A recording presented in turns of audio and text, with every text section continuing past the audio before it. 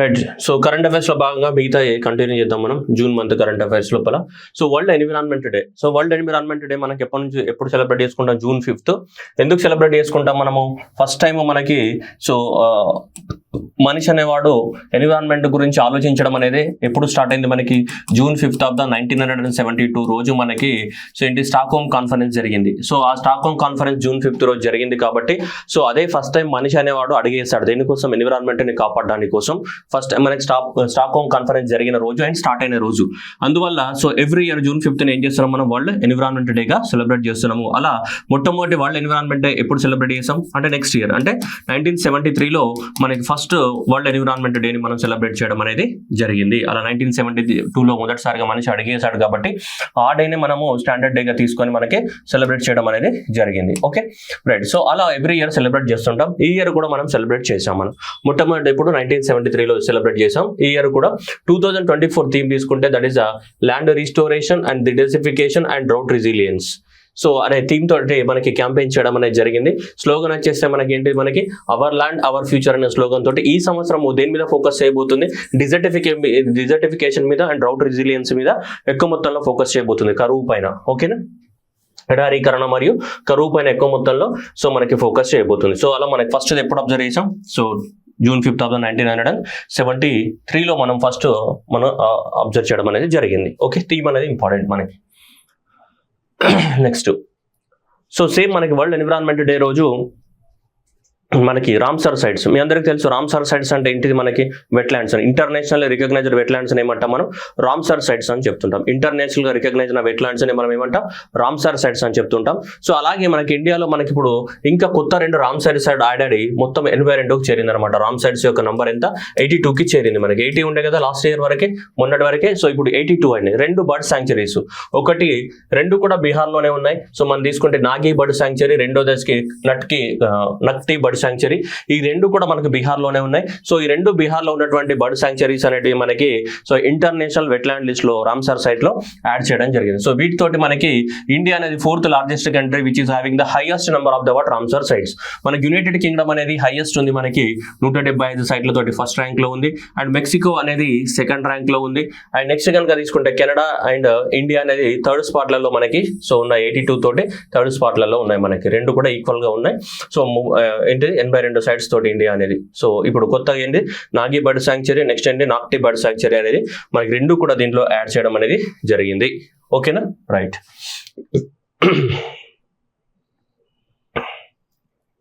రెండు బీహార్లో ఉన్నాయి. Next south India's first leopard safari park started in the Bannerghatta biological park.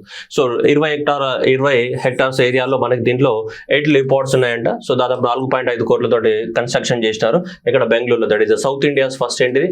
Leopard safari park Bannerghatta biological park బెంగళూరులో. So దాంట్లో ఏంటిది? నువ్వు వెహికల్ వేసుకుని తిరుగుతూ చల్లు చయ్య అని చెప్పేసి నువ్వు కూడా బొమ్మలు సఫారీస్ అన్నిట్లో కూడా ఏం చేయొచ్చు, చూడొచ్చు అనమాట మనకి.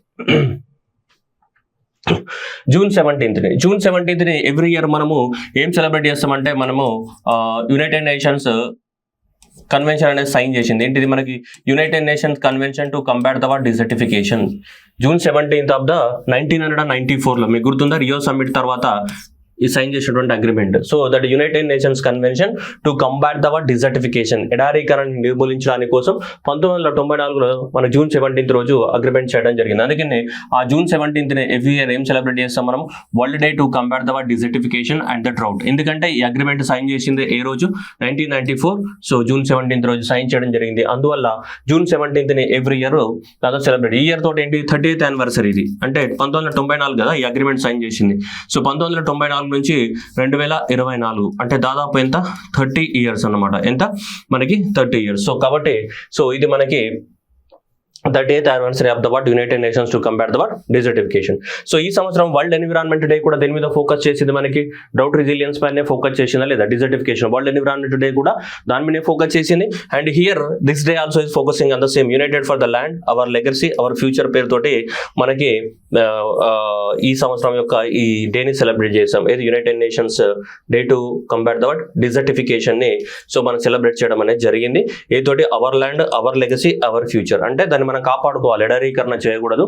ఎడారీకరణ చేస్తే ఏమైతే ఎఫెక్ట్ అవుతుంది. కాబట్టి ఫ్యూచర్ జనరేషన్స్ కోసం మనం ఏం చేయాలి, దాన్ని జాగ్రత్తగా కాపాడుకోవాలని చెప్పేసి మనకి ఉందన్నమాట. United for the land, our legacy, our future.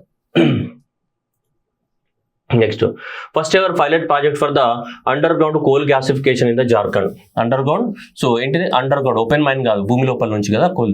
So coal gasification in the Jharkhand అంటే కోల్ ఏం చేస్తాం, హీట్ చేస్తాం మనం. కోల్ని హీట్ చేసి అండ్ కోల్ నుంచి ఏం చేస్తాం, మనం గ్యాస్ తయారు చేస్తాం అనమాట. కోల్ని తీసి ఆ కోల్ని పెద్ద పెద్ద ఫర్నేస్లలో వేసి ఆ ఫర్నేస్ లో ఆక్సిజన్ వాటర్ తోటి హీట్ చేయడం ద్వారా మనం ఏం చేస్తాం, సిన్ గ్యాస్ అనేది ఒకటి ఫామ్ అవుతుంది. నేను ఎక్స్ప్లెయిన్ చేస్తాను.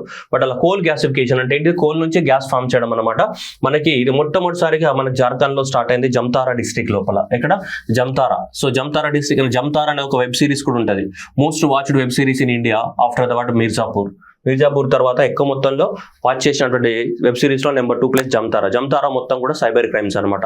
ఏటీఎం కార్డ్స్, క్రెడిట్ కార్డ్స్ ని సో హ్యాక్ చేయడం, దాని ద్వారా డబ్బులు సంపాదించడం, ఫిషింగ్ అంటాం కదా. సో ఫిషింగ్ అంతా కూడా వీళ్ళే చేస్తారనమాట మనకి. ఓకేనా. సో అలాంటిది జమ్తారా డిస్ట్రిక్ట్ అనమాట. సీజన్ 1, సీజన్ 2 రెండు ఉన్నాయి. సరే, మీకు ఎప్పుడైనా చూసుకోండి టైం పాస్ కి. Okay, right. సో జమ్తారా ఇక్కడ తీసుకుంటే మనకి ఇది ఇంపార్టెంట్ ఎగ్జామ్ పర్పస్ లో. ఏంటిది, కాస్తా కోల్ ఉంది ఇక్కడ. ఏముంది మనకి, కాస్తా కోల్. ఓకేనా. సో కాస్తా కోల్ లో కోల్ మైన్ పేరు ఇది, కాస్తా కోల్ మైన్. సో ఈ కాస్తా కోల్ మైన్ అనేది ఎక్కడ ఉంది, మనకి జార్ఖండ్ లోని జమ్తారాలో ఉంది. జార్ఖండ్ లోని జమ్తారాలో ఉంది. ఇక్కడ మనకి ఏం స్టార్ట్ చేశారు, కోల్ గ్యాసిఫికేషన్ ప్లాంట్ అని స్టార్ట్ చేశారు. అంటే కోల్ నుంచి ఏం చేయడం, గ్యాస్ ని తయారు చేయడం. దాన్ని మనం ఏమంటాం, కోల్ గ్యాసిఫికేషన్ అంటాం. The process is known as what, coal gasification అంటాం. సో ఈ కోల్ గ్యాసిఫికేషన్ ప్లాంట్ అని స్టార్ట్ చేశాం. ఇది స్టార్ట్ చేసిన వాళ్ళు ఎవరు అంటే వీళ్ళు ఎవరు, ఈస్టర్న్ కోల్ ఫీల్డ్స్ లిమిటెడ్ వాళ్ళు స్టార్ట్ చేశారు. This is started by the what. So ఇది స్టార్ట్ చేసిన వాళ్ళు ఎవరంటే వీళ్ళు ఎవరు, eastern coal field. Okay. So eastern cold field ఎవరైతే ఉన్నారో ఈస్టర్న్ కోల్డ్ ఫీల్డ్ వాళ్ళు దీన్ని స్టార్ట్ చేయడం జరిగింది మనకి. సో ఈస్టర్న్ కోల్డ్ ఫీల్డ్ అనేది మహారత్న కంపెనీ గవర్నమెంట్ కింద పనిచేస్తుంది. ఓకేనా. ఇక్కడ ఎగ్జామినేషన్ ఇక్కడనే మనకి ఏమి ఇస్తారంటే ఇక్కడ మన కోల్ ఇండియా లిమిటెడ్ స్టార్ట్ చేసింది అంటాడు, కానీ కోల్ ఇండియా లిమిటెడ్ స్టార్ట్ చేయలేదు, ఈస్టర్న్ కోల్ ఫీల్డ్ వాళ్ళు స్టార్ట్ చేయడం జరిగింది. ఎవరు, ఈస్టర్న్ కోల్ ఫీల్డ్ వాళ్ళు స్టార్ట్ చేశారు. మనకి ఈస్టర్న్ ప్రాంతంలో ఉన్నటువంటి కోల్ ఫీల్డ్ మెయింటైన్ చేసే కంపెనీ అది Maharatna company, eastern coal field వాళ్ళు. సో ఎగ్జామ్ లో మిస్టేక్ చేసే అవకాశాలు ఎక్కువగా ఉన్నాయి. దీనిలో ప్రాసెస్ లో ఏం చేస్తాం అంటే మనము ఈ కాస్టా కోల్ ఫీల్డ్ ఏదైతే ఉందో ఈ కాస్టా కోల్ ఫీల్డ్ నుంచి మనం బొగ్గును తీస్తాం. ఎక్కడైనా బొగ్గు బావిలో ఏముంటుంది, బొగ్గే ఉంటుంది తప్ప బంగారం అయితే తెలియదు కదా. సో కాబట్టి కాస్టా కోల్ ఫీల్డ్ నుంచి బొగ్గు తీస్తాం. ఓకేనా.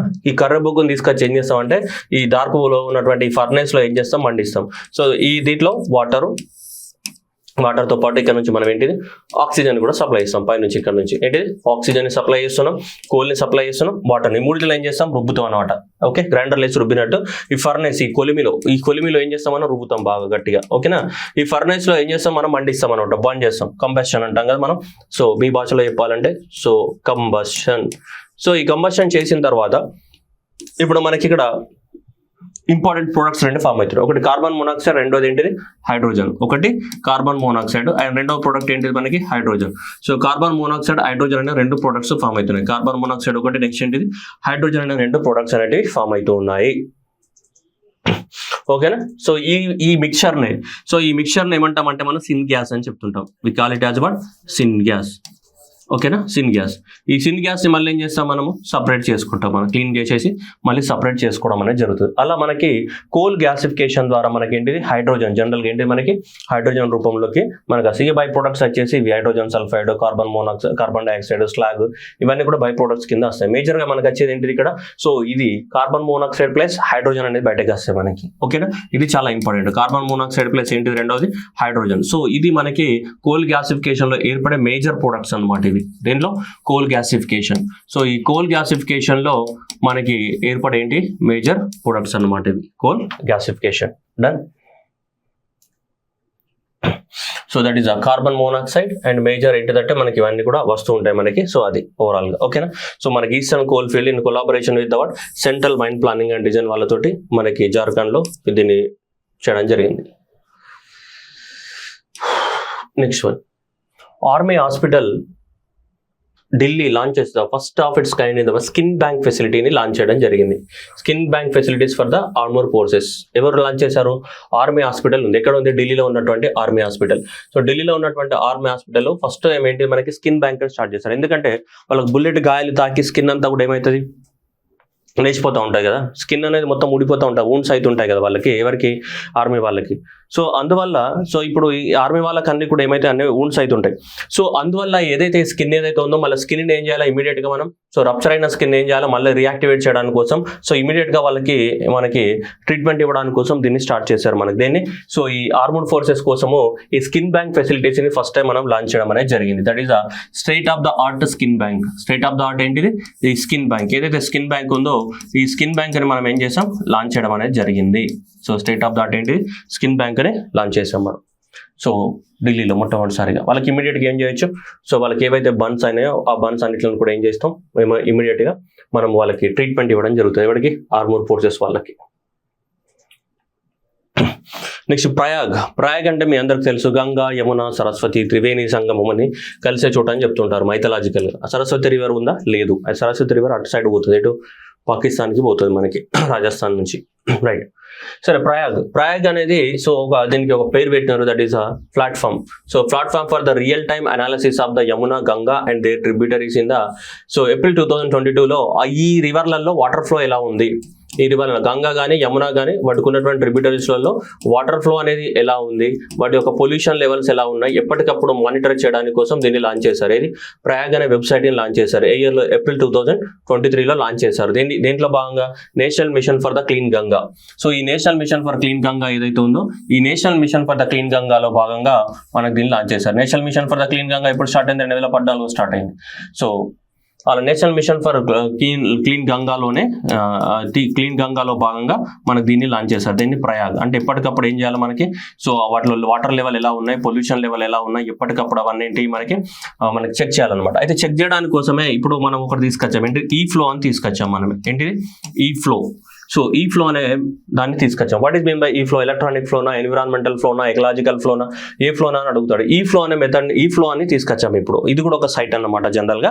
సో ఇది కూడా ఒక సైట్. ఇప్పుడు ఈ ఫ్లో అనే సైట్ తీసుకొచ్చాం. ఈ ఫ్లో అంటే మన వాటర్ ఎంత ఫ్లో అవుతుందని చెప్పేసి, దేంట్లో గంగా కానీ యమున కానీ రివర్స్ ఉన్నాయి కదా, సో ఈ రివర్స్ లోపల మనకి ఎంత వాటర్ ఫ్లో అవుతుందనే దానికోసము ఈ ఫ్లో అని తీసుకొచ్చాం.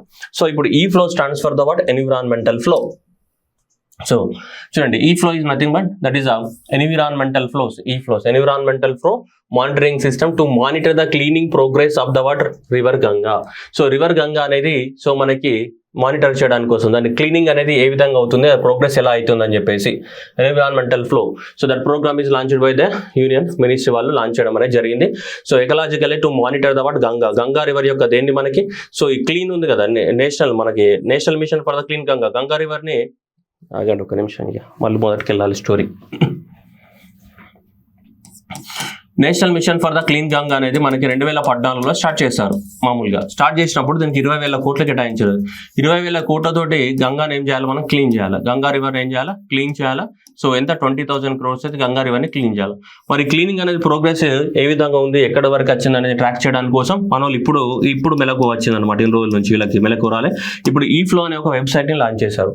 అంటే ఎన్విరాన్మెంటల్ ఫ్లో అంటే మినిమం వాటర్ ఫ్లో గంగా రివర్లో ఉండాలి. దాని యొక్క పొల్యూషన్ స్టాండర్డ్స్ అనేవి తగ్గించాలి మనకి, అంటే క్లీన్ వాటర్ని మెయింటైన్ చేయాలి. దానికోసము ఎప్పటికప్పుడు ఆ క్లీనింగ్ ప్రోగ్రెస్ని ట్రాక్ చేయడానికి కోసము సో ఇప్పుడు మనకి దీన్ని లాంచ్ చేశారంటే ఈ flow is nothing but that is the environmental flow. ఈ flow is nothing but environmental ఫ్లోని లాంచ్ చేయడం అనేది జరిగింది. About the what? ఈ ఫ్లో చూడండి, it is an important that is a platform for ఈ ఫ్లో అనేది దేంట్లో భాగం? ఈ ప్రయాగ్ అనే ప్లాట్ఫామ్లోనే భాగం. ఇది 2023లో స్టార్ట్ అయింది కదా ప్రయాగ్ అనేది. సో ప్రయాగ్ అనేది 2023లో స్టార్ట్ అయింది. ఇది ప్రయాగ్లోనే భాగం, మనకి సపరేట్ కాదు. It is the what part of the what Prayag. So ప్రయాగ్లోనే భాగం. దాంట్లో భాగంగానే మనకి దీన్ని ఎప్పటికప్పుడు దాంట్లో వాటర్ ఎలా పోతుంది, ఏం చేస్తుంది అని చెప్పి ఒక డాష్ బోర్డ్ కనిపిస్తుంది అనమాట. సో ఆ డాష్ బోర్డ్ ద్వారా మనకి ఎప్పటికప్పుడు గంగా రివర్ లోపల కానీ దాని యొక్క ట్రిబ్యూటరీస్ లోపల కానీ సో మనకి వాటర్ లెవెల్ ఎలా ఉన్నాయి, పొల్యూషన్ లెవెల్ ఎలా ఉన్నాయి, దాన్ని ఏం చేయాలా, ఇవన్నీ మనం ఏం చేయొచ్చు, ఎప్పటికప్పుడు ఏం చేయొచ్చు, మానిటర్ చేయొచ్చు. Okay, right. Next Wärtsilä launches the world first large scale 100% hydrogen ready engine power plant. 100% hydrogen ready engine power plant. That is the world's first large 100% hydrogen ready engine power plants. So enable the what net zero power systems. So మరి అదేంటిదో మనకు కూడా తెలియదు. But 100% అనేది వాళ్ళు hydrogen ready engine power plant అని చెప్పారు. ఎలాంటి emissions లేకుండా పూర్తిగా హైడ్రోజన్ మీదే పనిచేస్తుందంట. మరి ఎట్లా పనిచేస్తున్నది మనకు తెలియదు ఇది ఇప్పటివరకు అయితే. సో ఈ ప్రస్తుతానికైతే ఇది ఇలా గుర్తుపెట్టుకోండి. దాని గురించి డీటెయిల్స్ అనేది క్లారిటీ ఏం లేదు. Okay,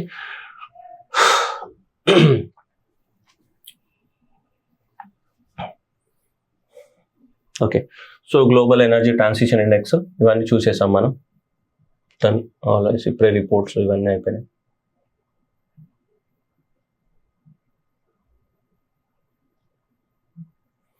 Right. So the Indiconema, so that is a new freshwater diatom genus was discovered from the eastern and the western Ghats. Eastern Ghats and western Ghats lo kotta oka diatom species ni kanukunnaranta. So a diatom species by research from that. So ee vallu evaru researchers from the Agarkar Research Institute vallu dini discovery cheyadam anedi jarigindi manaki.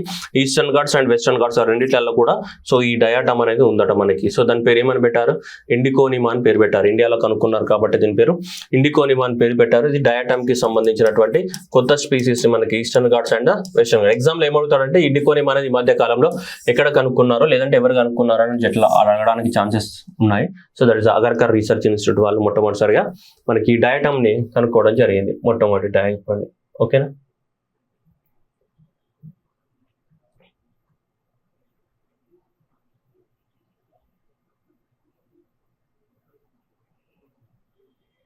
Next May 31st మనం anti tobacco డేగా celebrate చేసుకుంటాం. World health organisation అనేది మనకి so ఏంటిది మనకి May 31st every year ఏం celebrate చేస్తాం మనకు వరల్డ్ యాంటీ టొబాకో డేగా 1988లో రిజల్యూషన్ పాస్ చేయడం అంటే ఫస్ట్ టైం సెలబ్రేట్ చేయడం జరిగింది.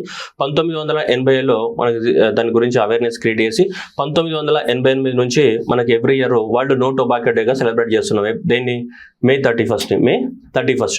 సో ఈ సంవత్సరం కూడా మనకి సో సెలబ్రేట్ చేయడం జరిగింది. దాని యొక్క protecting the childrens from the tobacco industry interference అనే థీమ్ తోటి మనకి ఈ సంవత్సరం యొక్క సో వరల్డ్ నో టొబాకో డేని సెలబ్రేట్ చేయడం అనేది జరిగింది. సిన్స్ 1988 నుంచి మనం సెలబ్రేట్ చేస్తున్నాము. సో ఎవరు సెలబ్రేట్ చేస్తారు దీన్ని? సో ఇదంతా కూడా వరల్డ్ హెల్త్ ఆర్గనైజేషన్ వాళ్ళు సెలబ్రేట్ చేయడం జరుగుతుంది. Next India develops the 4% of the global antibacterial agent. దానిపైన మనకి WHO అనేది ఒక రిలీజ్ చేయడం జరిగింది. So that is antibacterial agents in the clinical and pre clinical development over view analysis అని చెప్పేసి ఉంది. సో దీంట్లో మనకి రిలీజ్ చేయడం జరిగింది. ఒక డాటానే రిలీజ్ చేశారు. ఏందనేది మనం చూద్దాం ఒకసారి. Antibacterial research. సో యాంటీబ్యాక్టీరియల్ రీసెర్చ్లో కనుక తీసుకుంటే మేజర్గా సో ఇలా 3 రకాలుగా మనకి వరల్డ్ హెల్త్ ఆర్గనైజేషన్ అనేది డివైడ్ చేయడం అనేది జరిగింది.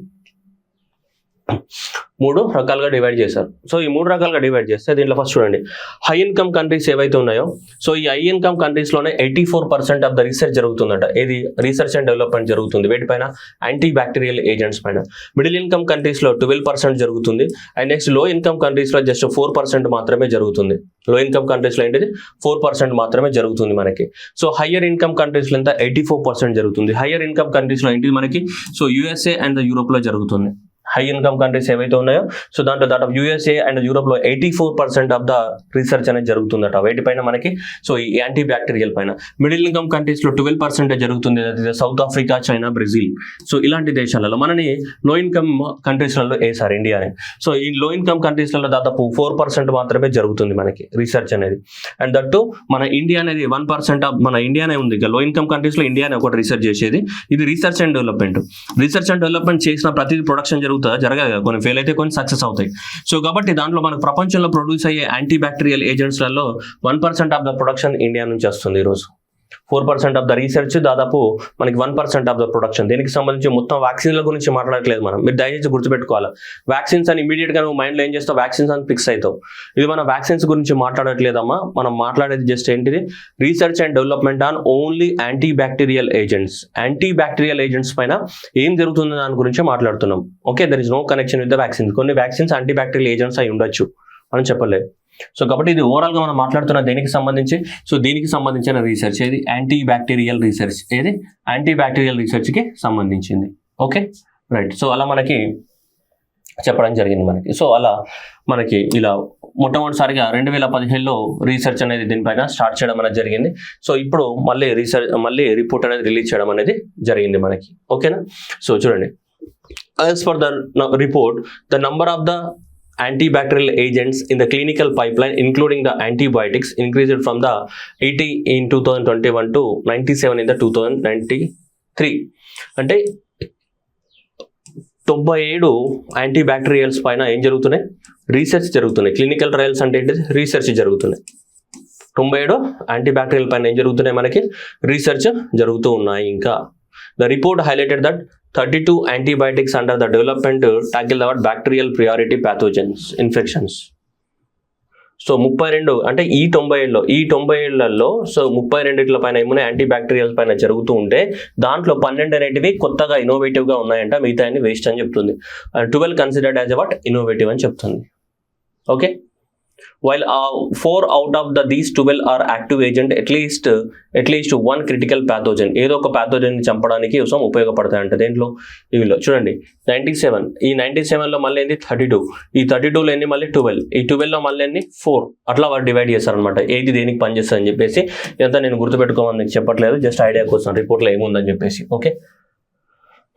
Next, Food Safety and Standard Authority of the India and as well Agriculture Food Processing Exports Development Authority APEDA వీళ్ళిద్దరు కలిసి unified India organic logo to replace the Indian organic and Jaivik Bharat logos. పాత logos ఉండేటివి అనమాట, ఆ పాత logos అన్ని ఎత్తేసినారు అనమాట. పాత లోగోస్ అనేది ఎత్తేసి ఓన్లీ మనకి ఏంటిది యూనిఫైడ్ ఇండియా ఆర్గానిక్ అని చెప్పేసి కొత్త లోగోని లాంచ్ చేయడం జరిగింది. అంతకుముందు ఇండియా ఆర్గానిక్ అని ఈ లోగో కానీ, జైవిక్ భారత్ అని ఈ లోగో అని 2 లోగోస్ ఉండేటివి. ఈ 2 లోగోస్ని మనకి ఎత్తేసారు అనమాట. ఇప్పుడు ఆర్గానిక్ ప్రోడక్ట్కి సంబంధించి మనం వేరే దేశాలకు ఎక్స్పోర్ట్ చేయాలంటే ఇలా డిఫరెంట్ లోగోస్ ఉంటే కుదరదని చెప్పేసి వీళ్ళిద్దరు కలిసి మనకి సో కొత్త Indian organic logo was used on the organic product comply with the national organic production was release whereas Jaivik Bharat logo was used as organic product certified by the Food Safety and Standard Authority of the India. So ఇప్పుడు ఇవన్నిట్లను కూడా replace చేయడం జరిగింది. India ఆర్గానిక్ని కానీ జైవిక్ భారత్ కానీ ఈ 2 లోగోస్ని ఏం చేశారు, మనకి రీప్లేస్ చేసి ఇప్పుడు ఏంటిది యూనిఫైడ్ ఇండియా ఆర్గానిక్ అనే లోగోని తీసుకురావడం జరిగింది. So that is a unified so India organic logo. ఇప్పుడు కొత్త లోగో ఉంటుందన్నమాట. సో ఆల్ యూనిఫైడ్ ఆర్గానిక్ అని చెప్పేసి. సో అది సెంటర్ రీసెర్చ్ అన్న ఆయుర్వేదిక్ సైన్సెస్ లాంచ్ చేసేవాడు ప్రగతి ఇన్ ద 2024 అట. ప్రగతి అనే స్కీమ్ లాంచ్ చేశారట. సో ఎవరు central council for the research in the Ayurvedic sciences వాళ్ళు లాంచ్ చేశారు. ప్రగతి స్టాండ్ ఫర్ చూడండి ఇక్కడ the pharma research Ayurgyan and the techno innovation 2024. అంటే ఈ ఆయుర్వేద డ్రగ్స్ ద్వారా కూడా ఏంటిది ఫార్మసీని డెవలప్మెంట్ చేయాలి. Initiative to shape the future Ayurveda. The launch took place on the May 28 of the 2024 at the Hindi Habitat Center, New Delhi.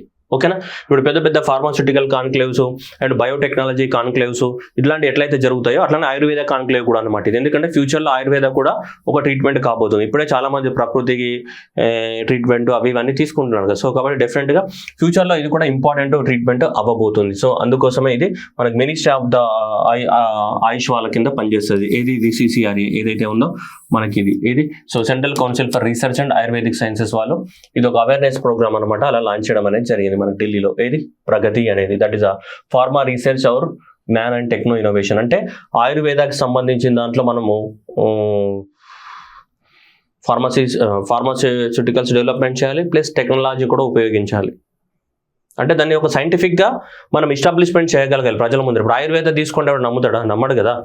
Ayurveda తీసుకో అంటే నమ్ముతారా? ఎవరు నమ్మరు.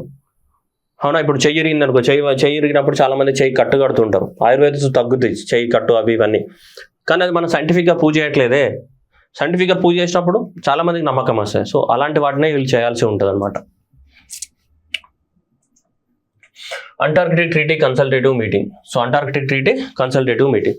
సో అంటార్కిటికాని కాపాడుకోవడానికి కోసము దాదాపు 56 కంట్రీస్ అనేటివి 1959లో మనకి ఈ ట్రీటీని కాపాడుకున్నాయి అనమాట.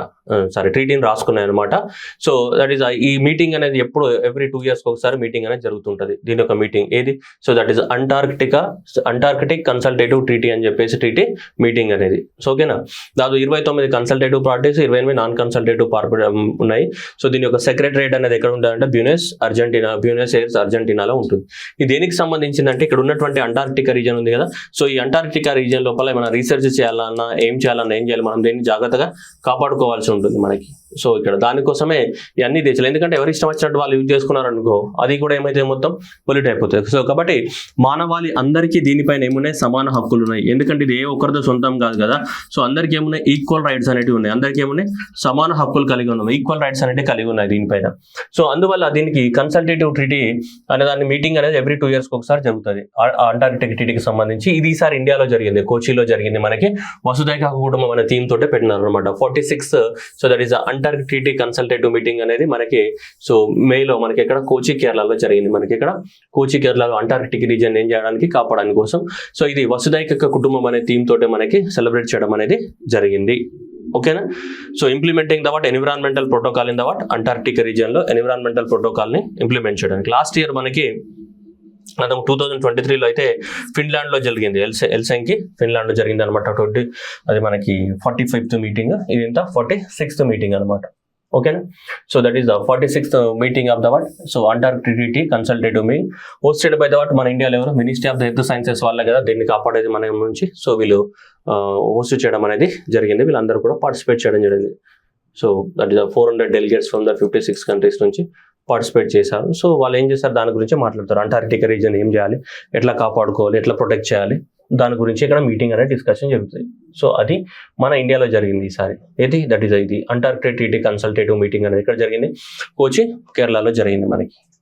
ఓకేనా, సో ఇవి మనకి ఉన్నటువంటి క్వశ్చన్స్ అనమాట మనకి. ఓకేనా, so all these are the part of the June month లో ఉన్నట్టు, కానీ ఇది ఎగ్జామినేషన్ రావడానికి ఛాన్సెస్ ఎక్కువగా ఉంది మనకి, గుర్తుపెట్టుకోవాలి. Antarctic treaty consultative meeting so ఇక్కడ కోచి కేరళలో జరిగింది మనకి. Okay, so very important question ఇది. ఓకేనా, right. Thank you everyone and all the best.